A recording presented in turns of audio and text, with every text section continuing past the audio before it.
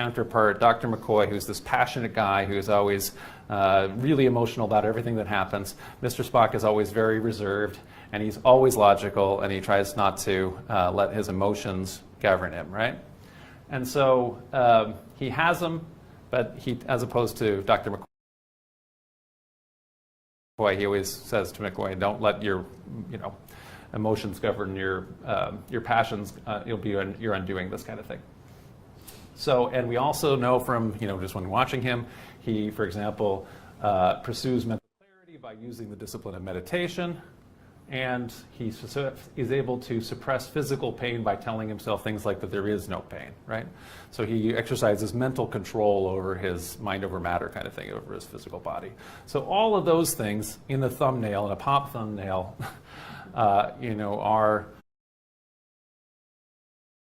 to his counterpart, Dr. McCoy, who's this passionate guy who's always really emotional about everything that happens. Mr. Spock is always very reserved, and he's always logical, and he tries not to let his emotions govern him, right? And so he has them, but he, as opposed to Dr. McCoy, he always says to McCoy, don't let your, emotions govern your passions. You're undoing this kind of thing. So, and we also know from, just when watching him, he, for example, pursues mental clarity by using the discipline of meditation, and he is able to suppress physical pain by telling himself things like that there is no pain, right? So he exercises mental control over his mind over matter kind of thing, over his physical body. So all of those things in the thumbnail, in a pop thumbnail, are the writers of Star Trek drawing from Stoicism. So say it's a pop version of ancient Stoicism, right? And I did not have to Photoshop that. That's an actual episode. So anyway, okay. So we go back here to Socrates, where it all tends to start when we're talking about ancient philosophy. So Socrates, as we mentioned, has this method of asking questions, and the core of his question is, how are you living a virtuous life? Or how are you living the good life, the meaningful life? What is that? What constitutes doing that? And as he did that, Socrates didn't believe in writing. So he thought that if once you're writing the thing down, it's no longer going to be alive. And all of his disciples didn't believe that. And so fortunately, they all wrote things down. Otherwise, we wouldn't necessarily have it. But as a result of that, all of the different people that he had conversations with came away with different understandings, right? And so we have different disciples with different answers. The most famous is Plato, we've talked about before. So he's a disciple of Socrates, also the teacher of Aristotle. He's founder of his school, which he's called the Academy, and that also yields one of these words that have come down to us. So we still use academy for a school, but we also have the word academic for just learning in general. But I think it is appropriate to discussion of philosophy, because also sometimes I think we think of all of these philosophical questions as just as being academic, right? So in other words, which we use to mean they're too obscure for our practical daily life. It's all academic.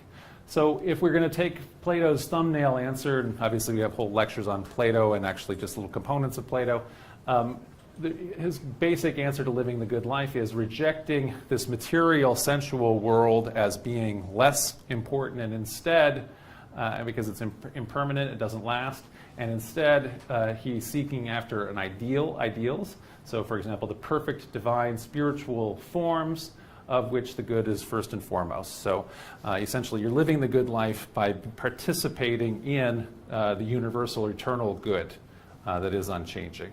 Spiritual good. But a very different answer comes from Aristippus of Cyrene. So this is another one of Socrates' disciples. He's the founder of the Cyrenaics school, which and his pupil includes his daughter, Arete. And I just mentioned in part because sometimes when we, for example, when we have that picture at the beginning where we have the wonderful picture from Raphael of the School of Athens that we start our lectures with. There's not a lot of times in antiquity do we have women philosophers, and this is an example of a school that has women philosophers and also important transmission through women philosophers. So his thumbnail answer, though, is avoiding pain and seeking pleasure. So this is the sensual pleasure as opposed to the spiritual pleasure that Plato was talking about. And the idea is to adapt circumstances to yourself and maintain proper control. So this is essentially a line of hedonism that is also related then to ultimately, becomes, we mentioned Epicureanism, which is not directly in the same line, in other words, that goes from Socrates to Epicurus, but it's part of the ideas that are around for answering this question. Then we also have Antisthenes, and we talked about him when we had our lecture on the Cynics. So he is a guy who wrote lots of dialogues, of which only fragments survive. But he teaches that virtue, not pleasure, is the purpose and meaning of life. One of his maxims that has come to us is that everything the wise person does conforms to perfect virtue. He practiced asceticism, which is to say abstinence from worldly pleasure, in order to have virtue. So this is the interesting idea that if it feels good, it's probably wrong, kind of thing. and so this ascetic way that we talked about, and so this is whether or not he is himself a cynic, it may not be, but he is he's the person between Socrates and kind of the founders of the Cynics. So, for example, Diogenes, who we mentioned, Diogenes of Sinope, who followed Antisthenes, is one of the Cynics here who, anyway, like we mentioned, traditions, social and cultural norms are meaningless.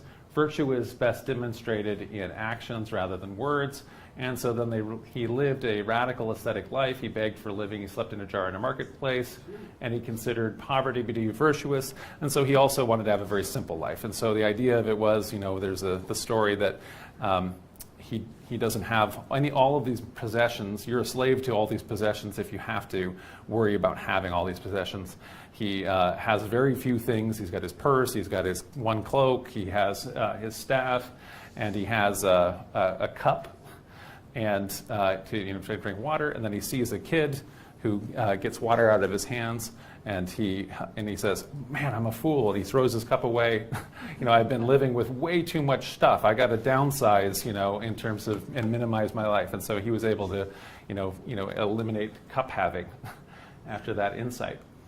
So to just kind of have that, yes. The guy with the light?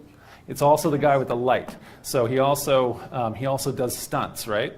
And so part of the idea of it is that he's yelling at people and to calling them out as they're all trying to go and do about daily business and things like that. And so one of the stunts that he has is he takes his light like this. He goes into the middle of the room here, and says, and it's actually it would be outside, and it would be when we were outside and when it's sunny, and so it would be. To light a lamp seems absurd because you're wasting the oil and everything like that. But he has a lit lamp, and they're asked, "What are you doing, Diogenes?" He says, "He's trying to find a wise man," right? And he's not able to find one. So these kind of things. So he's trying to shame people into doing what Socrates was doing, which is consider what you're doing in life and how are you living a meaningful life. But he's actually, using harsher tactics in order to actually. Socrates is also often a jerk to people, according to the way we get from Plato. But anyway, so that's how Diogenes has followed in that path. And so just to have this kind of a chart, this is just our thumbnail chart of Socrates and these three disciples that we mentioned. There's more, and those schools. So we mentioned the Cyrenaic school, which is all kind of over here in this column of, let's say, light hedonism. But over here, it's the stronger stuff. So Democritus, who is fairly famous for the atomic theory, right? So instead of having the elements as the ancient Greeks understood them, instead there's the idea, which we've since decided is way more accurate, that all of matter is actually made out of all kinds of little particles that are moving around randomly. And then that influences then Epicurus, who is the center of this school that is pretty much the outlier school in antiquity, in that the other schools sort of get along. They all carpet each other, but they all hate the Epicureans. And so that's the one thing they all agree on, that they hate Epicureans. Plato, his descendants, the Platonists, Neoplatonists, and Aristotle, his descendants, the Peripatetics or Aristotelians. Pythagoras, so this kind of mathematical mysticism had a major influence on Plato, but then also there's still Neo-Pythagoreans too that are not Platonic, but there's usually a synthesis. And then over here, the Cynics that we mentioned. So we mentioned Antisthenes and Diogenes, and then Diogenes' student Crates, and then Crates' student Zeno starts something new, and that's what we're talking about today. So Stoicism. Okay. So who's Zeno? So Zeno is a rich Greco-Phoenician merchant who's born in Cyprus. He studied then under Crates, who's a Cynic, and he derived his own system of ethics from the Cynics, but he also went around and studied widely. So he studied under the Platonists in the academy and also other philosophical schools. He, instead of doing like Plato did and setting up shop in a specific academy, or Aristotle in the Lyceum, or anybody else in all of the other different traditions, he instead, I guess, like the Cynics in that Diogenes is also out in just kind of randomly, he doesn't have a specific place. He is in the marketplace, so in the agora, and he's at a like a portico. So there's like as we think of like a cloister or essentially exterior antiquity, it's warmer there than here. And so they don't, all the public buildings are in the antiquity are, as opposed to the way we do it now where there's walls and you go inside and we climate control them. Instead, more or less everything's open air, and so a marketplace is a big open air space that has porches so that you could go under the shade. And so this is where he is. And so he's at a place called the Stoa, which is to say the porch, the painted Stoa. And so that's why we get the name Stoic, right? So but it's important that he's out in public and talking and just teaching in front of everybody. So he wrote, for example, a treatise. He wrote a bunch of treatises, but one of them is called The Republic, which is opposing, deliberately writing against Plato's masterwork. And so all the things that Plato has decided, he's decided no, and so he has his own counter work. Rather than a state ruled by philosopher-kings, we don't have Zeno's Republic, but we have some summaries and quotes from it. And so Zeno apparently envisioned an egalitarian society. Cutting across social station, then, Stoicism ultimately becomes a very popular philosophy. And it lasts the next 6 centuries, both in the Hellenistic world and later, when the whole thing becomes the Roman Empire, and it becomes probably the most popular philosophy of later antiquity in the Roman Empire. So we're not going to go through everybody, but just to kind of show then all the way back from Zeno, who's back in the early classical antiquity, all the way then through, the year 0, it doesn't exist, but anyway, 1 BC to 1 AD, and then to the later in the Roman period, including Latin philosophers, Latin-speaking philosophers. And so we'll talk a little bit about Zeno, of course, and Seneca, and Epictetus, and Marcus Aurelius, among others. So in that grouping, Epictetus, these later ones, Epictetus and Marcus Aurelius, this is covering the whole gamut of the social classes, or how it's not really class, but anyway, social status in antiquity. So Epictetus is a slave who was later a freedman, and Marcus Aurelius is the emperor himself in the Roman Empire. And so both of them can consider themselves important philosophers in the Stoic tradition, because Stoicism is specifically reminding everybody that they're all from the same. They all have one thing in common. When you're a person, you're not. It's not all about this hierarchy that's so important to Platonism and Aristotelianism. Instead, the Stoics often remind everybody, you're all going to die. So you have that in common with your slaves. Men and women have that in common.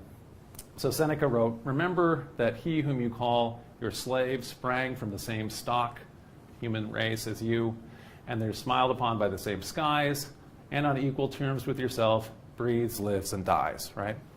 So, okay. So let's look a little bit at Stoicism. So Stoicism is in some ways a total and complete interlocking system. And so therefore it's hard to decide which part to start with because every piece is kind of dependent on all the other pieces. And so anyway, so there's a bunch of pieces, and we're going to examine a bunch of different pieces here. So for exposition's sake, the Stoics often, as they're doing their teaching, they divide their system into three parts, just to say physics, logic, and ethics. So we'll look at each of these. So for them, the ethics, their ethical goal is to live life in accord with nature. So they want to be living harmoniously with nature. So that goal, they achieve that goal, those ethics. So again, using logic. So it's conceived through consistent logical action on your part. And it's done logically, you're acting according to nature. And that nature itself is a logical being, and so that's why these all then attach together, because by living in accord with nature, living logically according to nature, since nature is itself logic, that's going to work out. And so for that, and so this is in part the idea then that the whole cosmos is infused with living. A living nature, a living rational, logical purpose. No. Not for the Stoics. So the Stoics have the sense that all nature is connected to each other, so it's all material. Every single thing is all connected, and every single thing is connected by cause and effect back to a prime cause, which is the first cause and motion of everything, similar to what Aristotle's motion works, but in this case with the idea that then the whole of it is infused with essentially the world soul, and then that world soul then is God or nature, or and therefore what we sometimes call this pantheism, right? So the universe itself is God. So as you kind of see then, the system is going to be they're all dependent on each other and all interlocked with each other, and so it's going to create an organic unity, and in some ways it becomes an all or nothing system. So just to talk about, we're going to start with the physics part because this is the part that's most alien to us, and anyway, we may not, it may be the harder part to swallow for all of us, but anyway. So if we go back to Zeno, this founder, he has a bunch of sayings talking about kind of physics or the natural world. And so he says the end, or let's say the purpose, may be defined, the reason for things may be defined as life in accordance with nature, or in other words, in accordance with our own human nature as well as that of the universe. So the universe is nature, the purpose of life is living life, human life, our nature in accordance with universal nature, so there's all those equal signs there. He says, a bad feeling that we have, bad passion, is a commotion of the mind repugnant to reason and therefore against nature.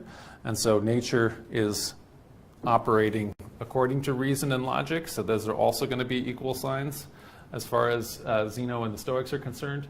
And so when we are feeling negative passions like envy or something like that, that means that we are not being logical or rational, and so we are doing something that is essentially a commotion of the mind, and it's repugnant to nature because it's irrational. And then he also says here, that which exercises reason is more excellent than that which does not exercise reason. So the exercise of reason is an excellent thing, and not is the non-excellent thing. There is nothing more excellent than the universe. And so his syllogism then brings us back to, therefore the universe exercises reason. So given that if we assume that the universe is excellent and that reason is excellent, then the universe exercises reason, is anyway his syllogism there. Okay, so this physics, what is this about then? So as opposed to what we had with Plato, where Plato is talking about idealism, which is to say ideas where you're focused on ideas as being what's important, So the form of good, or the cosmic form of good, as opposed to worrying about the stuff we're feeling and sensing. It's the things that we can understand in our minds, as opposed to the things that we touch and sense that are the most important. So idealism as opposed to materialism. Stoicism here is materialist because they're not seeing Platonic ideals as anything. So instead, everything we can see is all part of a cosmic material nature, and they're actually, the way you learn about it is through empiricism. So you see what happens, and you're able to draw conclusions from it, and that's actually what's causing all of this kind of stuff. But it is opposed to, we talked about Epicureanism, so that's also materialist. But Epicurean materialism, this idea of instead of having all motion all coming back together to one prime mover or prime cause, the Epicureans are saying no. Instead, everything is made up of all these little atoms. There's all this little void between all of the atoms, and the atoms are all moving around totally at random, and so everything is pretty well happening according to chance. And so you can't find purpose anywhere, and so things are purposeless as a result. And so that's kind of Epicurean atomism, materialism. And so this is the opposite of that in terms of, even though it's still concerned with the material world, the Stoics are saying that they think that everything is happening for a reason or a purpose. And that in fact that reason we can posit and we can find out by looking at all the universe. They think that you can say, well, it's also happening for a logical purpose, a rational purpose. So therefore, everything is interconnected and moves by cause and effect. And if we trace that, everything happened because this happened, and that happened because of that, and that happened because of that. If you trace all of those cause and effects all the way back on every little line, they'll eventually get back to that prime cause, which is God, or nature, or the universe itself, the world soul. Nature then is a rational world soul, which is immanent in everything, which means it's everywhere. And it infuses the cosmos then with purpose. Stoic physics. So nature is also reason, this incredible Greek word logos that gets used by everybody in every philosophical system, down to New Testament Christians for whom Christ is logos, right? So the divine nature is in everything, animate and inanimate, but humans have a special divine quality of rationality. So in other words, humans have logos too. And humans then achieve happiness when they use rationality, when they use logos to study and understand nature and to live in accordance with nature's cosmic logos. So there's the big logos that's all happening in the universe, which is to say the divine one. And then there's a divine spark inside of everybody, in that they also are partners with the gods, the God and then the lesser gods, who are all able to reason and have logos themselves. Okay. So we know that as people, as mortals, we can't control the snow and the cold. So as far as the Stoics are concerned, Providence is another one of these equal signs for God and nature and the world soul, is also Providence, which is to say that which is controlling destiny and everything that happens. Nature has given us cold weather by fate and destiny. So we were fated to have all of this wonderful weather that we've been having for the last 2 months or so. So we can't control it ourselves. We can hate the cold and complain about the weather all we want, and we can be miserable. That's certainly one response, and many people maybe have been having that response for the last couple of months here. But we can also, according to the Stoics, we can try to emulate a Stoic sage and instead be unaffected by what is outside of our control, since we can't control that. And instead, we adapt ourselves in accord with nature and be happy. Right? And so, in other words, there's no reason for us to be unhappy by all of this, because it was something that we couldn't do anything about anyway. And we just understood ourselves to be that this is our nature to be happy and to understand it and put up with it, with all the cold. And in fact, now we are more endurant people because we have done this. There's so many more things that we're prepared for. We have learned all kinds of wisdom maybe because we have been exposed to something that we didn't like, as opposed to if we never had that. So that's a response, right, to this kind of physics. Okay, next component. So that was nature, physics. Next part, logic. So pain and misfortune, like pleasure, aren't entirely in our control, and therefore, for the Stoics, they fall into a category of indifference, right? So we can't control whether we're going to be in pain or even whether we're in pleasure, whether we're going to have adulation, or whether we're going to be mocked and taunted by by other people. And so all of those things, both natural and the response of other people, all fall into this category of indifference. And the sage is the true sage here, which is to say, a person who is following the Stoic system perfectly is unaffected by all these indifference. So all of these faded external circumstances over which you have no control. Instead, the sage has the power to determine his or her own attitude to those outside events, right? So this is clear, maybe. So let's just, here's Epictetus's teaching on this topic. So some things are in our control and others are not. Things in our control are opinion, that's like our own opinion, pursuit, desire, aversion, and in a word, whatever are our own actions. So we can control all of those things inside of us according to the Stoics.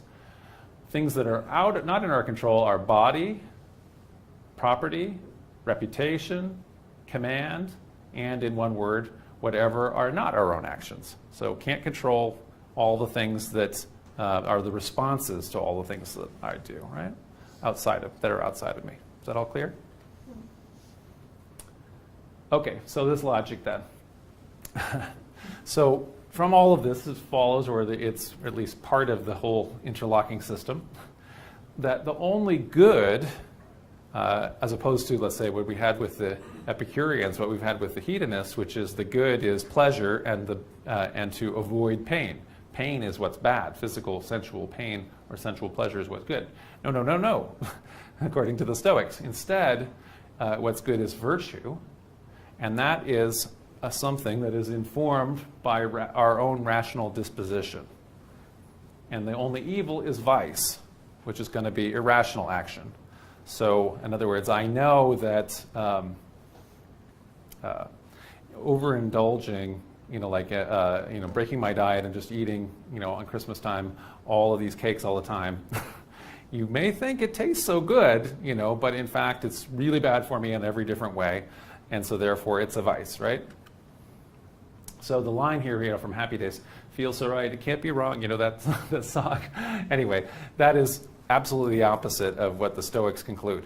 In fact, if it feels right, it probably is wrong, maybe, right? So, what were you going to say? I'm not sure if my question is interrupting your thought here, but basically, did they think, though, that everything has to be in balance? So it's great to have a virtuous life, but then you need to balance that out with something else that is, the good and the bad. Yes. To be in balance. Yes. So yeah, absolutely. So as opposed to let's say the Cynics that are really practicing extreme asceticism, let's say, where they are doing ascetic practices, which is to say they're mortifying the body, they're doing things that are showing that the body and matter don't matter. The Stoics one of their cardinal virtues is going to be moderation, and so that definitely it's not that you shouldn't eat sweets at all, but rather, like you say, my example then of eating all that cake was not that I shouldn't have cake at all, but rather that I shouldn't eat the whole cake, right? And so this is again, there's a rational disposition that is one of those virtues, those rational dispositions is towards moderation and that idea of balance. So yes. So true happiness then, out of these kind of So virtues, these are what good is. So true happiness is identical then to goodness. So these are interchangeable terms, being happy or the good life or the meaningful life. And that is an internal disposition then of logos, logic, reason, how we are thinking, which is achieved then by actions that are consistently determined by reasoning that accords with the divine logos, which is to say all of those different ways that we can be doing something that is a rational or a logical virtue, and so that it's achieving kind of this logical state of perfect goodness. So there's a lot of different places where this is a harsh or hard doctrine. So for example, what if you get sick? So we've been defining here the only good here is virtue, right? Which is to say a rational act or a rational process. So isn't being healthy good, and isn't sickness bad, right? That's the way we normally use the words. No, no, for the Stoics, no. That's not what the body is. You didn't have control over body. You can affect your body, but you don't have control over whether you're going to be able to get sick. So health is simply a natural advantage. It's not to say that's a good or a good end. It's not something that you have control over. So it, again, is not something when you have all of your aches and everything like that, sitting around and complaining about it or whatever is also, again, not the Stoic way, right? So this is where we get this idea that Stoics, in the face of pain or in the face of ill health or any number of adversities, they're also supposed to see that as a way, the ill health that they have had is a way that is testing their fortitude or showing that they have fortitude, or there's all kinds of wonderful virtues that can be illustrated by this. And so instead, you have a bunch of different natural advantages that may be, health is one, maybe speaking talent or anything like that. But you are not really supposed to, you could prefer having a natural advantage to not having the advantage. But again, it's not, that preference needs to be pretty dispassionate, and you're not really supposed to be focused on that as if that was like a good or the end. It's not. So, so then this is where we get to this kind of maxim or paradox or final state with the sage. The sage is happy even on the rack. So because even under those circumstances, because the sage is sufficient unto himself or herself, right? And so torture is falling within these kind of categories about which the sage is indifferent, and therefore it's really not something to complain about. And then the flip side of this, when you're for the Stoic absolutes here, is the fool is always miserable, always, regardless of their circumstances. So they may be seeming like they're really rich, and they can be lazy, and they can yell at people with impunity, and they can be bigoted, and all the other kinds of things that seems like they're happy. They could tweet all day long. But in fact, they can't be happy because the only way to be happy is to be virtuous, right? Because virtue is what's happy. So all of these things that they have that are seeming happiness are in fact not real happiness because they're still just a fool and they can never enjoy true happiness, right? So that's Stoic. So we'll just look at some of these in the actual words of some of the philosophers here. So we have Seneca the Younger. He was a Roman senator, very rich man who was a philosopher. He writes, apply reason to difficulties, harsh circumstances can be softened, narrow limits can be widened, and burdensome things can be made to press less severely on those who bear them cleverly, right? So if you are, if you have these circumstances, all these burdens and things like that, the sense of the harshness of what your lot is can be softened. Again, it all can be less severe if you are wise or reasonable or rational in how you're perceiving the expectations of all of these things. He also points out here, men don't care how nobly they live, but only how long. Although it is within the reach of every man to live nobly, but within no man's power to live long. So in other words, you can't even know. You can extend life through all kinds of different positive practices, or you can actually extend the potential to live long. But at any given moment, any one of us could die right now, and any kind of accident can befall us, or any other number of things. Death is outside of our control. Meanwhile, though, and yet he points out all the way back in his time period, people are still continuously obsessing about it, or there's all sorts of people that are fear death and are very worried about death, and try to, in our society today, often we try not to even think about death. We put it out of our thoughts and our conversations. There's hardly any place we can talk about death, it seems like. Or maybe even less equipped to deal with it because it's more hidden for us. But he's saying here that even though that's where we're at, and we're really kind of maybe have been obsessed with it, all of these other things, these Stoic virtues, as far as he's concerned, which account for living nobly, just to say the good life, the virtuous life, nobody cares about doing that at all, even though they could learn how to do that. So let's skip Valerie. That reminds me of the saying, and probably people here have heard about it. A long life may not be good enough, but a good life is long enough. Oh, there you go. Yeah, so that could be, if it's not a Stoic saying, it could be. Maybe it is. So they have lots of these wonderful epigrams. I've only picked a few just to give a sample for everybody. So, and then he also says here, it's not the man who has too little, but the man who craves more that is poor, right?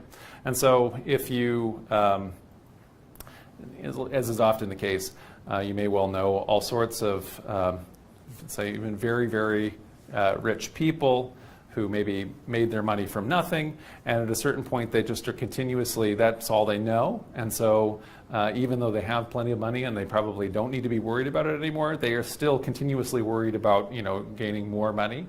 And so then they are functionally, as far as Seneca is concerned, they still aren't content with anything, and so they are constantly trying to gain something that they don't have. Where it may be possible that somebody who is living, very comfortably on not too much salary or something like that, but isn't as worried about the necessity, they have some kind of job security that is rare in this century, but or some other way that they're living that way. And they, even though they are living very simply, are wealthy as far as Seneca is concerned because they're not constantly craving more, right? And so that's not only true with money, but it could be with any virtue. So we talked about then these cardinal virtues. So just practically, what are some of the virtues that Stoics see as consistent with nature and as being rational? And so we mentioned one of them here. So I've called this one self-control, but it's also providence. And so that, I'm not providence, temperance. And so that's also balance, right? So that's the goal of trying to keep everything balanced. So you're exercising self-control, so it's not that you don't eat the cake, but you don't eat all the cake, right? You're eating the right amount of cake. And so that's self-control. It's connected then with the various, we've just already seen, like some of the practical wisdom that they're talking about, a sense of justice and a sense of courage in the face of all of these adversity and loss.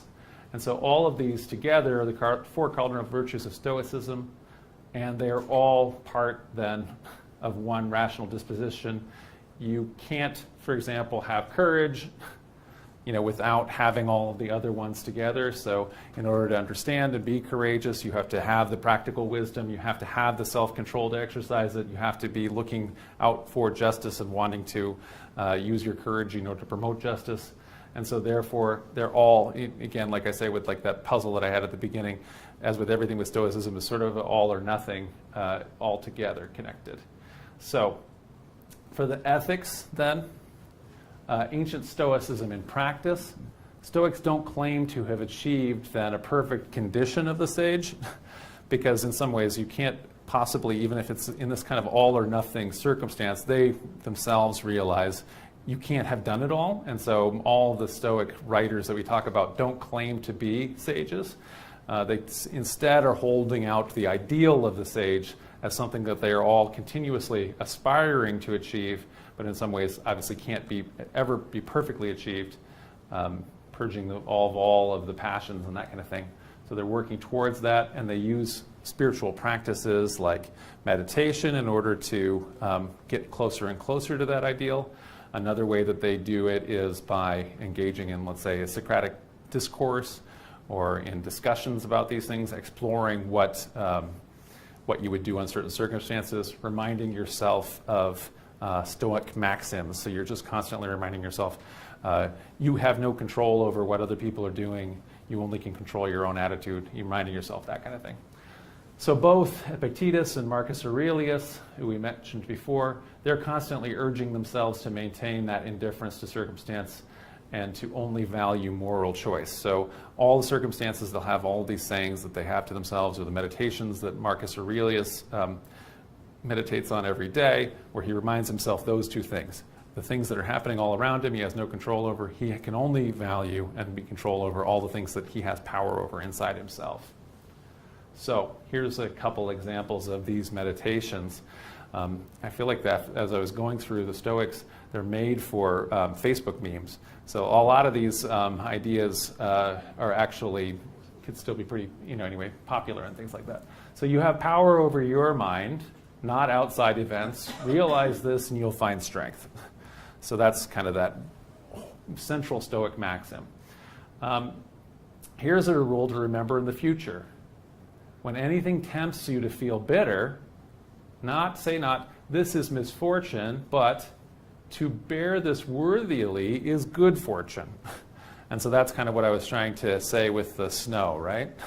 So the snow isn't misfortune, but to be able to worthily bear the fact that we have all this snow, it was good fortune that we got the snow because we were able to then worthily bear that, right? Begin each day by telling yourself, today I shall be meeting with interference, ingratitude, insolence, disloyalty, ill will, selfishness. So you just experience that constantly as you're walking around. All of them due to the offender's ignorance of what is good or evil. So in other words, you having that, and actually there's probably a second part of the statement, but in other words, that's not what you can control. You do have that all the time. And so his answer to these kind of things is, you have, if you allow this kind of negative things to happen, different negative behaviors in others, you don't react with anger or with passion. You have to react dispassionately, right? React rationally. React with reason, with the logos, not with passion. So for all of this then, if it's like a big puzzle and it's an interlocking piece. How do you do it? If you can't start from nowhere for the Stoics. And so there is this general ancient Greek philosophical sense of doing stuff that we kind of have lost. And so what does Epictetus advise us here? He says, whatever you would make habitual, so things that you want to be your habits. This is how you want to behave. You want to be virtuous. So if you want that to be something that you just do habitually, then practice it, do it. So do that thing. If you want to go to the gym, and go to the gym every day, practice doing that, right? And if you would not make the thing habitual, don't practice it. So if you don't want to, drink every single day, don't do it. But accustom yourself to something else. So it's hard to replace something with nothing, but do something else as a new ritual. As if you, let's say, have been a smoker, you may well have certain moments where you even find you fidget with your hands and things like that. Get a little fidget twirler, get something to put in your mouth, like mints or something like that instead. Anything, those things, so you can't, instead of replacing something with nothing. So essentially you start practicing it in order to do it. Just put one foot in front of the other, and then you'll soon be walking. So first say to yourself what would be, then do what you have to do. So in other words, say and decide what you want to do, then do it. And so this is this idea of that they had of in antiquity. So we know what what you just do, let's say naturally, what has come about naturally because you've learned bad habits maybe, and the Stoics consider almost all teaching that kids have when they're growing up and things like that, essentially is training you to do bad. So essentially in the same way that My parents in retirement got a little lap dog that runs around, and they have trained it to be a horrible dog. You know, it's not the dog's nature to have been like that, but it feeds, it loves to jump up at you, it likes to yip, it likes to beg for food, because it knows if it begs for food, it will get food. So in other words, it's been trained to do that.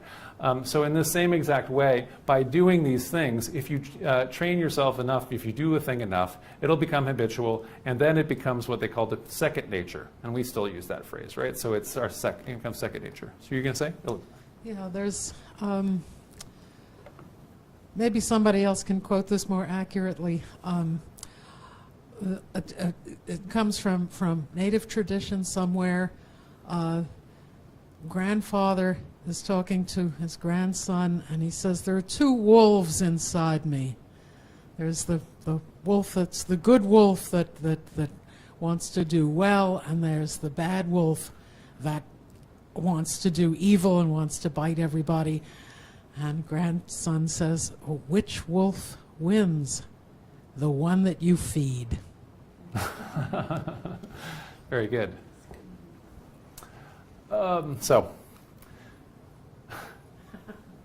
So having gotten that system then, and having had that system achieved kind of a, let's say, a broader popularity, late antiquity was perhaps the time period when philosophy is more popular and more widely practiced than at any other time in all of Western history. So when Plato and Socrates were running around in real life, the number of people that were philosophers, was a couple dozen people maybe that are hanging around them in Athens. By the time you get to the end here with Marcus Aurelius, when the emperor and all these other people, it's a significant percentage, maybe, let's say, 5% of the people in the empire maybe are thinking of themselves as being a philosopher of some kind or following some kind of a philosophical school. Maybe it's 5 to 20%, somewhere in that range anyway, way more than probably are thinking about what kind of philosophy you are right now. In the 21st century, people probably aren't often thinking, well, I'm a structuralist, or I'm a relativist, or whatever, the nihilist, or whatever people are saying. It's not as common, I think, in terms of anyway, maybe it is, but it was very common, especially in late antiquity. And so the question, though, is, so what are some of the potential failings of this system? One we can just start with is we maybe aren't convinced by the Stoics' particular claims about nature and maybe the pantheism part of it. That part is harder for us because of modern physics. To immediately reconcile. But another possibility, too, is if you are always, let's say, reconciled to all of the events that are going on outside of you and not constantly feeling that you have to struggle against them, is it possible then, as, let's say, the emperor himself or one of the slaves in the empire, too, those are both Stoic philosophers, is it possible that they are not challenging the system as a result of that, because they're part of then this kind of brutal oppressive system that includes slavery and all the other kinds of things that the Roman Empire involved? And are they perhaps not doing their utmost to reform it because the system does or doesn't cause them to, right? Or doesn't emphasize that? So fatalism, maybe. Oops. Going back. So for us too, maybe they're too optimistic about this idea that they do have complete control over their own mind. So they may be too fatalistic about not being able to affect everything around them, but maybe they also, this idea that you really can do anything with your own mind and train yourself to be good and virtuous and all those kind of things. We now have a different model and understanding of the mind where we have a sense of that there is a big chunk, the biggest chunk of the mind is happening in our subconscious. And so maybe we don't have the kind of control over that the Stoics kind of optimistically believed. So, yeah. It's curious, though, that presently the most popular form of psychotherapy in the United States this is determined by pragmatics, what is the most cost-effective solution to any medical problem. And the one found through experimentation to be most effective is one called cognitive therapy, which is very, very close to the Stoic position on how one should deal with one's psychic ails. That one can, through reasoning, come to terms with, emotional difficulties or, life difficulties. And so what the insurance companies apparently are willing to fund, is a relatively short period of cognitive therapy, maybe 6 months, sometimes in combination with drugs if needed. And they're not willing to fund, what would be probably, on average, let's say about a 5-year psychodynamic therapy like Freudian or Jungian, which deals with the unconscious. Right. And it's not that they are just being cheap, but rather it's been found that the proper term isn't recidivism, that's from criminology, but let's say repeat visits are lessened, with that particular approach compared to pretty well, and there's dozens of therapies, but that's the one that apparently has been settled on as the most effective. So that's kind of curious. Yeah. No, and so in that way, by asking these questions, I'm not saying that this is a problem necessarily with Stoicism, but just asking the question of it. So this is the opposite question then for us in modernity too, though, is how fatalistic maybe have we come to be, because we, if you also let's say, are considering that everything, you're also a result, ourselves are a result of both our genes and then also all the different things that have happened to us in our lives, and that so much of everything that we're doing isn't something that we control because there's all of this unconsciousness, and to the point where then we don't have any of those kind of controls. So how much is maybe, do we have this fatalistic problem that maybe looking at Stoicism and some of these techniques for building good habits or habits that we're trying to achieve, maybe those actually do have some results in kind of a therapy. Yeah. I was just going to say that, in fact, the whole concept of mind and control of mind is thousands of years old in Buddhism, which essentially talks to mind only. In other words, everything really is a product of the mind and how you interact with your external environment as well as your internal environment. And that would include the unconscious, because largely what's in your unconscious is stuff that you're not conscious about, and the whole realm of meditation, including the Zen, which is what they call it. What's the modern mindfulness? Mindfulness is a very specific meditative technique within the whole realm of meditation. But that too is very current, and it does tie into what Valerie was talking about in terms of the cognitive, because really up until, I would say, maybe the last 15 years, the prevailing philosophy within psychology was that the mind was fixed, and you couldn't change it. And whereas something like Buddhism or some of the other Eastern religions have always worked on the premise that there's plasticity in the mind, and that would be the unconscious, working towards making the unconscious conscious, because the unconscious is largely as a result of conditioning, regardless of which culture you're in. It's your mind and your unconscious is conditioned, so to bring that to the surface. So that, and a lot of what the Stoics are actually saying, the dispassionate is, again, very, good and bad are the same, different sides of the same coin. And if you're constantly, worried about good and bad, then you're kind of lost, right?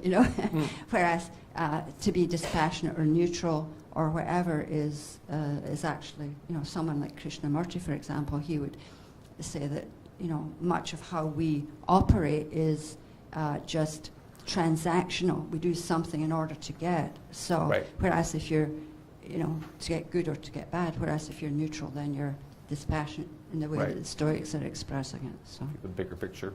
So, Elizabeth. Oh wait, and we'll come back. I'm not sure if my question's a little bit too early, but the application of this in today's time in terms of the Stoics said to be rational, and when you're in situations where someone's wronged you, Yes. and you're rational, and you're not reactive, how do you not be passive, but apply this way? Like, Right. do you just walk away and ignore them and therefore you're stoic? Or where did they mention how you apply it? Right. So yeah, how does some of this application going to work in like a daily life kind of circumstance? And so I guess there's a couple different scenarios here. So if you, let's say, are experiencing, let's say, a workplace situation where somebody is aggressively, let's say, trying to diminish your status or take credit for something that you're doing. So there's a couple different scenarios. So one of the things that they might be doing is they might be malicious, like they're really trying to bring you down, or they might just be completely inconsiderate, and so they aren't really thinking of you at all. And they might just be doing, this is just their modus operandi, and you were just in the way of them, and they're just that kind of a person. And so one of the things that I think is the Stoic response to that is that you, instead of immediately allowing, let's say they've called you out, they've said something, they've done something at that moment, kind of a workplace environment, you, instead of immediately reacting, and so you're aggressive, you feel slighted, and so then you, in turn, tit for tat, you say something bad about them, or you say, but you will never do this or that kind of thing. If you instead step back and look and try to analyze their motivation, see why they did it, you'd be able then to dispassionately and rationally or logically address the situation. So you either, if they're just like that and you can't fix them, you step out of their way and you just avoid them. If it's something that where they're actually aggressively going after you, then you would have to see them as the threat that they actually are, and then you'll have to take steps to how can you live your life in such a way that you are not, in their path of action. So it'd be different, I think, than when you're talking about if you were being assaulted by somebody at a time. So you're not supposed to just necessarily lie down and take it. You can, but it doesn't. So I don't think it means that there can be no fighting at all. But the point of it is that what's the rational response to that in order to get the desired aim of them not to be able to be aggressive in that way. So you have a better answer for it? Here. I would just add on to it. Wait, you have to get the microphone. Sorry. From my perspective, just to add on to that, is basically you're in this world but not of the world, so you recognize the situation and you respond in a rational way, but you don't respond in the same energy, tone. The reverb isn't the same as what's coming towards you. Yeah. And so in that way, I think that both Martin Luther King Jr., whose day they've just been celebrating in the States, and also Gandhi, I think are also informed, or they've studied to some extent ideas from some of the Stoics too. And so it's not that, so with the nonviolent response to it is not to just roll, it's not the idea of rolling over and accepting the injustice, but rather by having this response to it, like you're saying, isn't taking that same negative energy that's causing this feedback loop, but instead is stopping, it actually in these cases shamed the power structure and ended up having a positive result, right? Somebody else back here had yes, you were next, I'm sorry.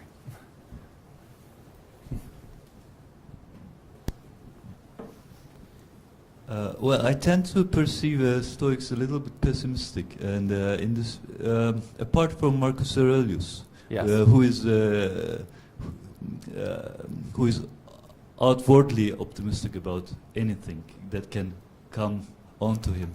But this is a little bit a philosophical question, but is there this, maybe can we do this distinction between up to Marcus Aurelius, when you show us this whole 600-year lifespan, the span of this whole whole idea, because they are aware that they can never be fully virtuous.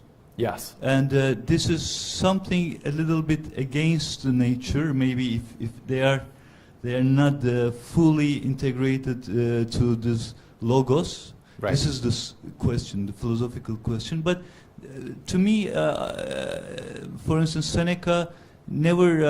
Okay, I'm pursuing to be Stoic, but Yeah. I know that I can never be Right. this. So. Probably, maybe they're not that optimistic that, or some of them are Yes. not that optimistic that they can achieve this mind control to a full extent. Right. And Yeah. this is part of the philosophy, because this all philosophy is based on the fact that how to live this life, and up And to yet this they're- difficulty. Right. They acknowledge the difficulty that they cannot do it, so they try to. There's be another virtuous. maxim that I think it was, anyway, one of them has, Seneca maybe, he's like, you can't have hope without despair, or and you also shouldn't despair without hope, or something like that. But like you're saying, so there's a sense here that they can't actually ever achieve this, and so there is a pessimism. And the one thing that I also then was kind of struck by, so you're talking about like after Marcus Aurelius, so in the next couple centuries, that what ends up happening is that the Roman Empire and philosophy gets totally swallowed up by Christianity, and Christianity swallows philosophy, and it largely swallows Neoplatonic philosophy.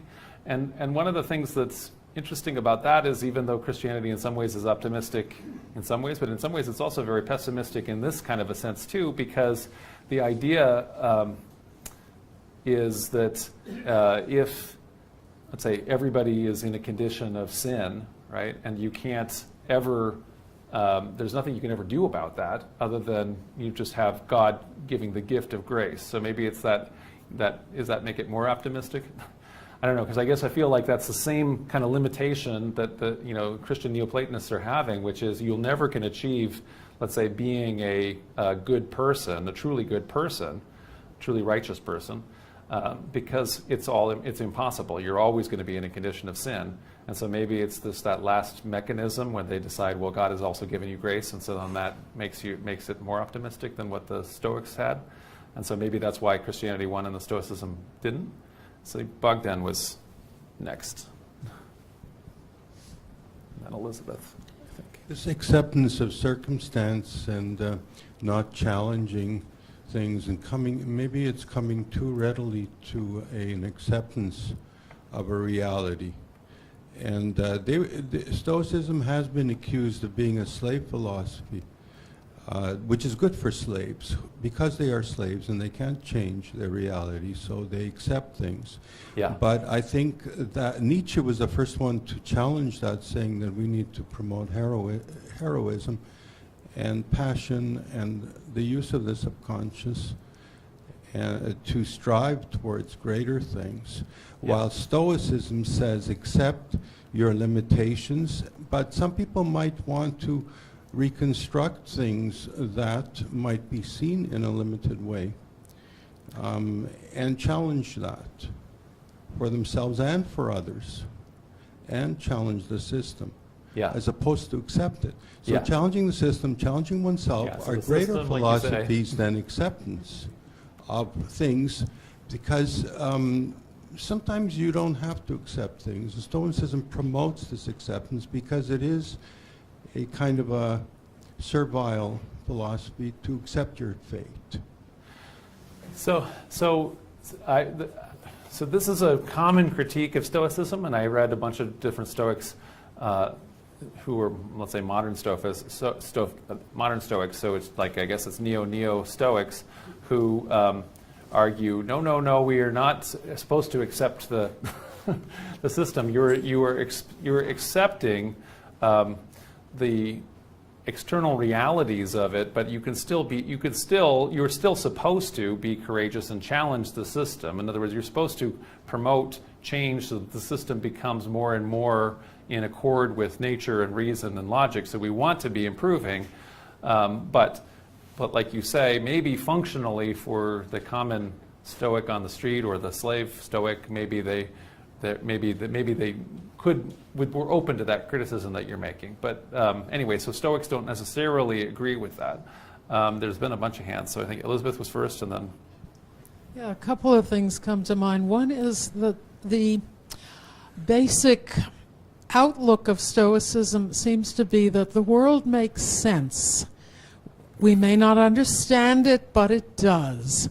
And this, I can see how this is very attractive to anybody, and how Christianity glommed onto it. It's a sort of the powers that be are ordained of God.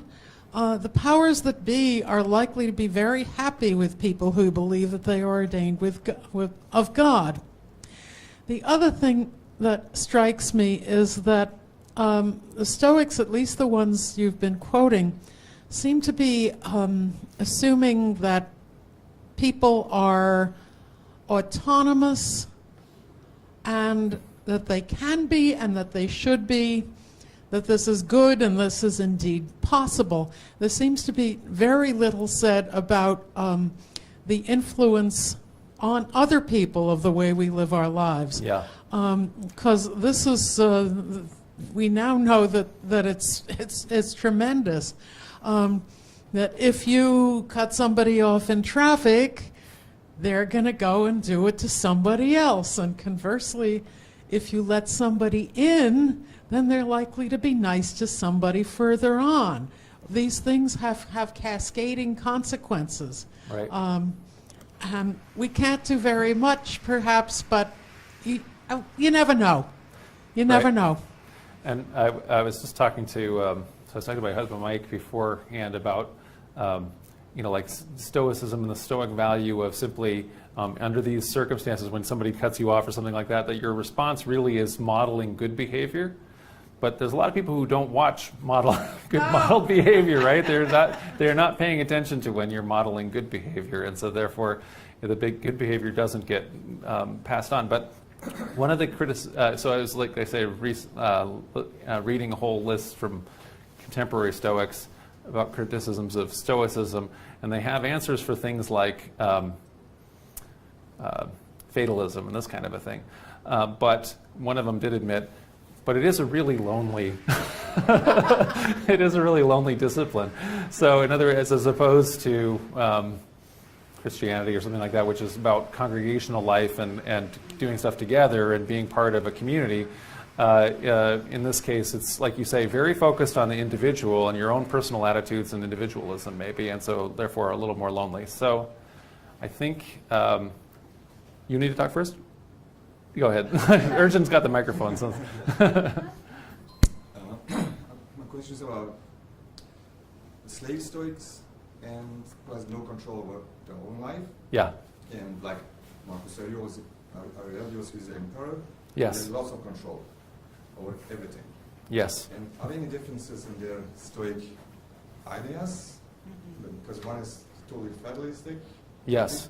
The other has a power of everything, could change everything. Yes. Yeah, so it is remarkable that this thing can cut across bounds that strongly. And so, on the one hand, so we were mentioning about how Seneca, for example, who is one of the richest men in the empire, whose farms that he, all around the empire, that he doesn't know where all the property is. He has so many slaves, he has no idea what all their names are. And so you're going to probably reproach me that this is not moderate, and so, I'm not been able to achieve any of the kind of Stoic values here because I'm just so super rich, which is not one of the ideals of what the philosopher is. And so he's more or less says, well, I'm working on it or whatever, you know what I mean? Don't just because I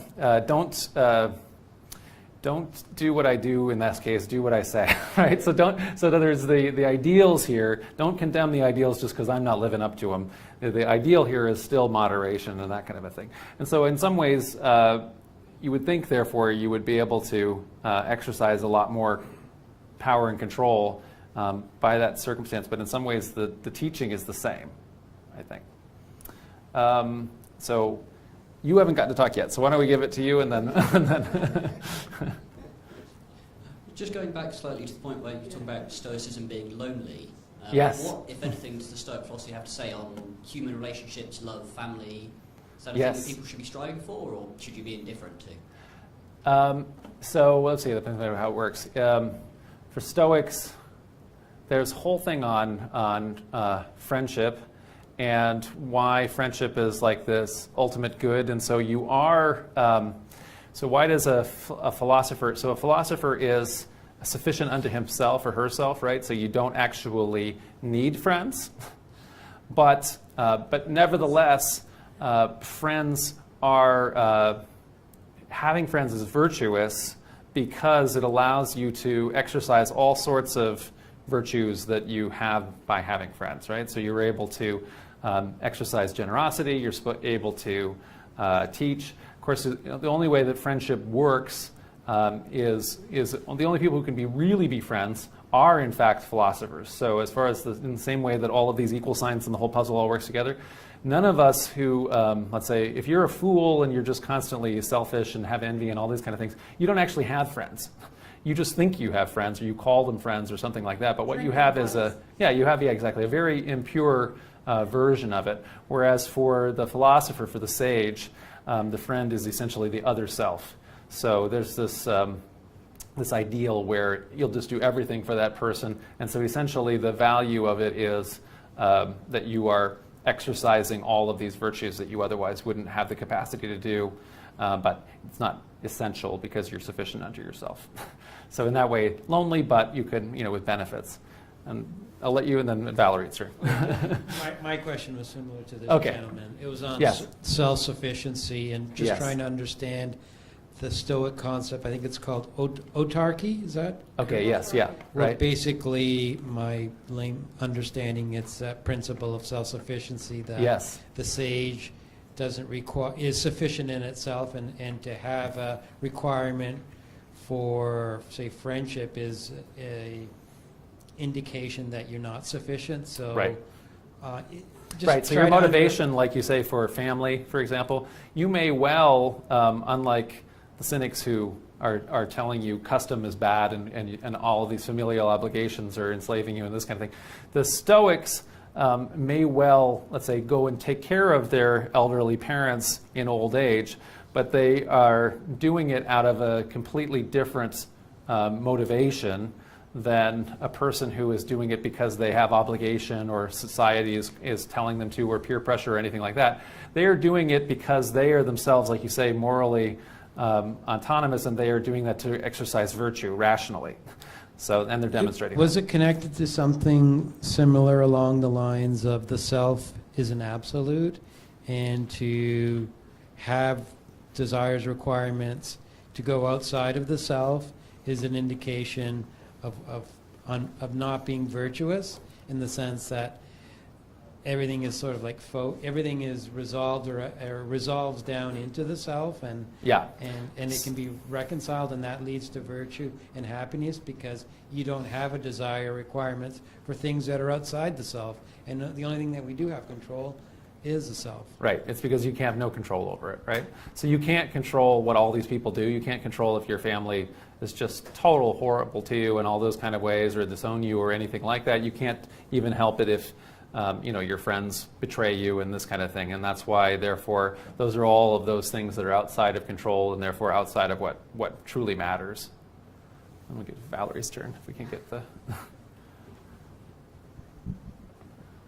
Yeah, just to get back to the Stoic idea of controlling one's passions, being able to rationally respond, rationally respond to adverse circumstances, annoying people, whatever, with a very dispassionate, calm, and rational internal attitude. Yeah. In modern psychology and modern neuroscience and neurology, it's now known that we have different pathways in the brain, different structures in the brain that serve some of those very functions that the Stoics are talking about. The passions are to be found in structures within the so-called limbic system. Mm-hmm. In older terminology, that would be like the reptilian brain, and then the neocortex is where our reasoning is found. And so as we mature, we gain greater control over the limbic system, and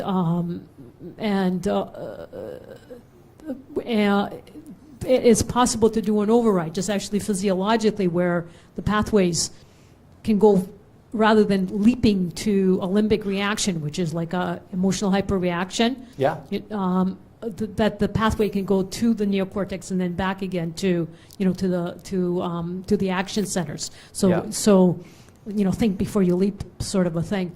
But there is a problem, I think, with the Stoic view that I do believe that you're either all good or all bad. You're either 100% virtuous or you're not at all. Right. And in modern psychiatry, it's known that there are many people who, for a variety of reasons, but some of them are, some of them are genetic, some of them are, just conditions like personality disorders, where people really cannot control that, even with, certainly with the psychotic conditions like schizophrenia, bipolar, whatever. Right. And these are typically very emotionally hyperreactive conditions, but these people really cannot help themselves. And so I think Stoicism doesn't have very much room for what the modern notion of mental illness. Right. That for them, these people would not be virtuous. They'd be the opposite.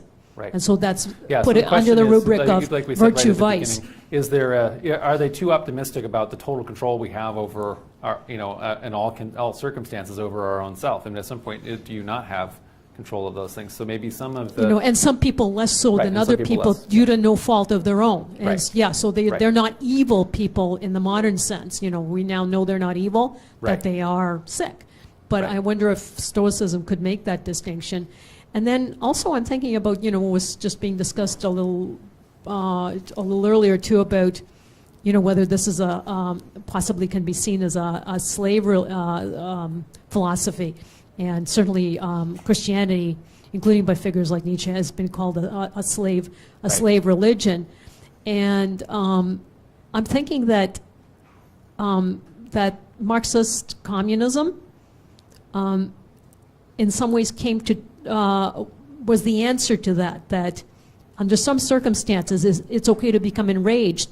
It's okay to become violent. It's okay to have a violent, revolutionary, even murderous reaction to slave conditions. Yeah. And that is moral. Yeah. That's a moral response to intolerable, oppression. Right. So I've come to think of communism, Marxist communism, as I think of it as a Christian heresy, and I think of it as Christianity become weaponized. Okay. And Yeah. so maybe this is the maturing in some ways of Christianity, or maybe this is Christianity having an internal flaw in terms of being too ready to submit to social injustice and then a overreaction to the other side. But Right. So one of the ways that it works is, let's say, so for example, in North America, the antebellum South in the United States, the slaves and the owners are Christian, but the way it works is that you maybe if you're able to have the religion as part of you, even though you're in perpetual bondage with no hope, right? The system was hopeless for generations and generations. Was that And in Christianity, then you then are envisioning this apocalypse, right? So you're envisioning the end of the world when God is going to intervene, and the first will be last, and the last will be first. And so this is why the song is, when the saints go marching in, they want to be in that number. That's into Zion in the end times, when they want to be in the 144,000, the elect, when the whole world is destroyed. But in the meantime, by waiting for that time period, in other words, that's delayed, then you endure what you have right now. Likewise, probably in that same context, Stoicism is a similar idea that is answering these same kind of questions, but then also not causing a systematic change. It's not saying we need to have a bloody revolution now. Rather, you endure this condition that you find yourself in because there's nothing you can do about it, right? So, all right. So we also are going to have to we'll take 2 more, and then we'll close formal discussion. All right, go ahead. I just thought the premises of it. You have to use the microphone. Sort of, like I don't know much about philosophy, but it seems to me to say that nature is not chaotic, and to say that nature was perfect, to me that one statement didn't make much sense to me. Yeah. So at different times, people have envisioned nature as being, like you say, chaos. And so especially... I also have questions from... You have some questions from the audience online. So, all right. So anyway, so in paganism, in ancient paganism, nature tends to be viewed as monsters, right? And so it tends to be viewed as the Fenrir the wolf, or the Tiamat the dragon, or the world dragon, or all the different monsters that have to get slain by the kind of Olympian gods who are trying to hold back chaotic forces, even though they themselves are kind of chaotic.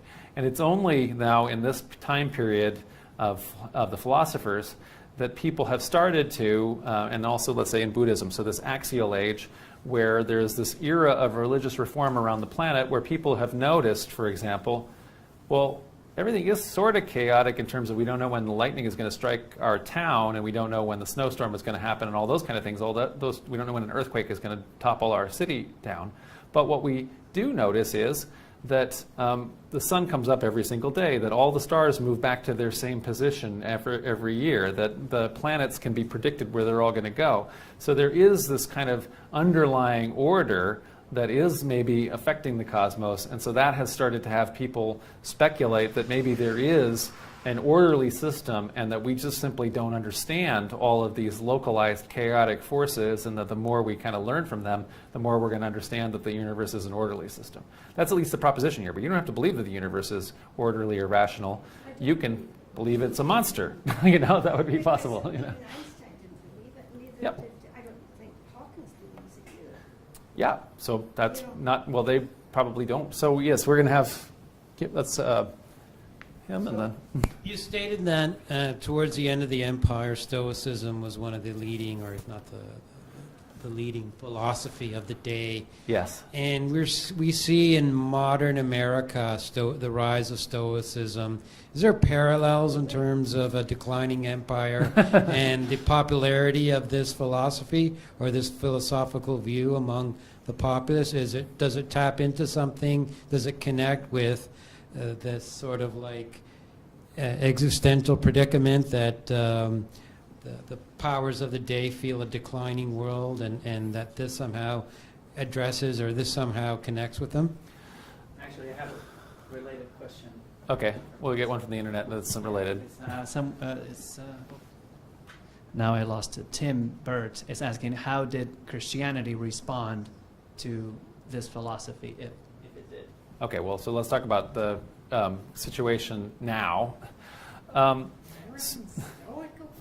there's a bunch more Stoics than there have been, but there wasn't anywhere near as many as there were in the empire. I do think that we are at a place right now in the postmodern world. So after modernism has kind of run its course, and we no longer see the future as being always, optimistic and getting to this like when I was a little kid, the federation that is going to be where everybody values diversity, and we're not going to have poverty anymore because the computers will just give us replicated food out of the out of energy. In other words, and everybody will have unitards, because there won't be discrimination. So in other words, we're not getting in that direction, because now the future may well be Blade Runner.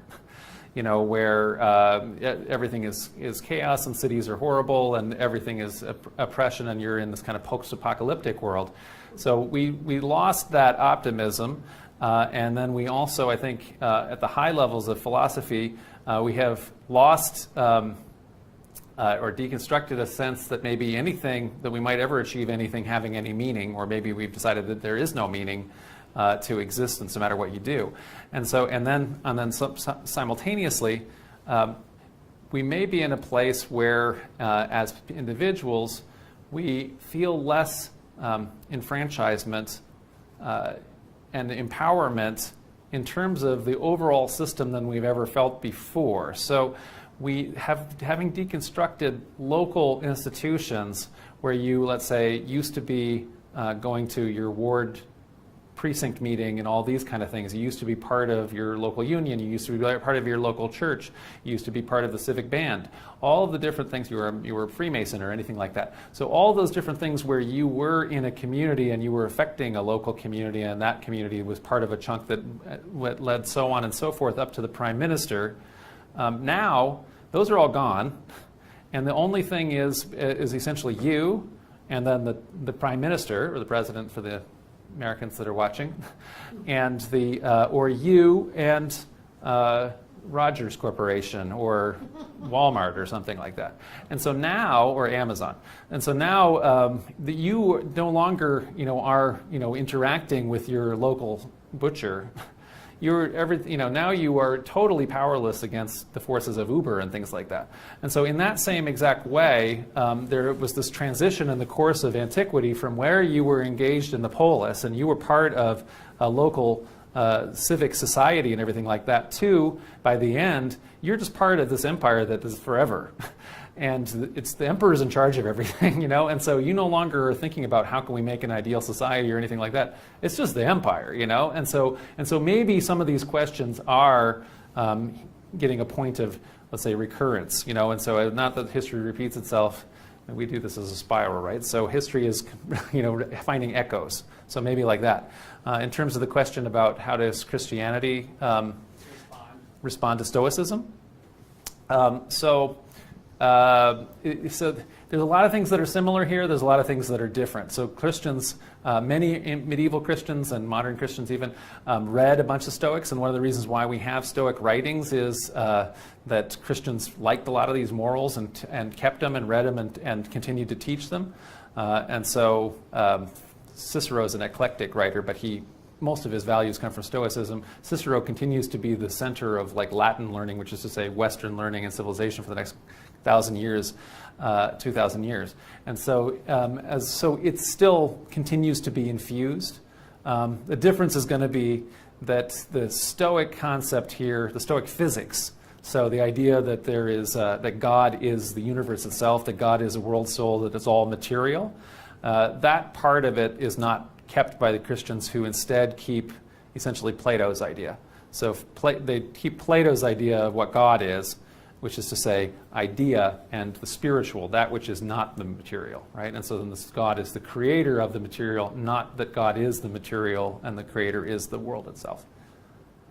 You have one more of those, and then we can... Unrelated. Okay, this is the last one. This one is for John and maybe Valerie.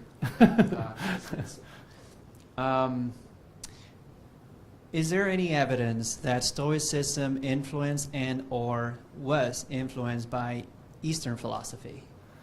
Okay, so yeah, one of the things that we That's from often... Josh Kim. Yeah, so one of the things that we often notice when, I think whenever we're going to talk about, let's say, Greek philosophy, this is one of these things that we've had several lectures on, which we talk about like this, let's say, the axial age.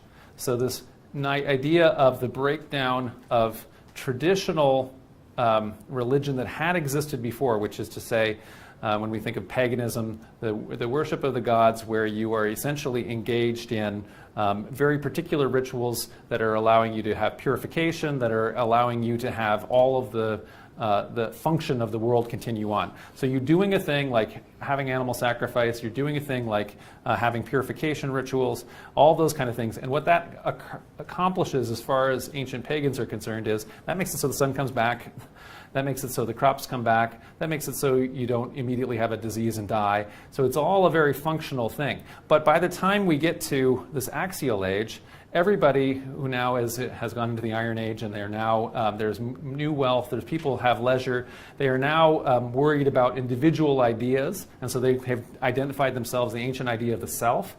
They're now worried about, wait a second, nobody before me ever worried about what happened to you as a person. You were part of a clan. The clan lives on and it grows. The nation lives on. Now they're worried, well, wait, I'm going to die though. What about me? And so in other words, they're focused on self. And they also say, well, how does paying this tithe to the priests and killing the geese and all this kind of thing in a ritual, how does that help widows? How is that moral? How is that helping all of these orphans and all those kind of things? How are we not doing these things that are ethical? And so how is doing any of these kind of rituals, how is that being a morally good person? And so then all of these, what we have, these religious reformers in the West, in the Greek world, are essentially philosophers, is what we call them, but they are religious reformers, I would say, of what the traditional religion had been. And then those same ideas are definitely what they're facing in South Asia, right? So this is something that the Buddha is also addressing. The historical one, and same thing all the way across into China. So Confucius, the Taoism, all these kind of things are also now, addressing these same issues. Then there is also transmission of ideas. So it's not that in the old world anyway. Greece, Rome is connected to Greece, is connected to the Middle East, is connected to the Near East, is connected to Persia, is connected to India. So they are in contact with each other. There's trade that goes back and forth. In some cases, we have examples of very specific Greek philosophers who go to India. Alexander goes to India, and some of the people follow him. So we have those, and some of those ideas come back. And so some of the ideas like reincarnation, some of the ideas, some of these ideas are probably connected, but we have to kind of focus whole lectures on that. And so with that, we will close. So thank you guys very much for joining us. Everybody who joined in on streaming, thank you all for enjoying all of that.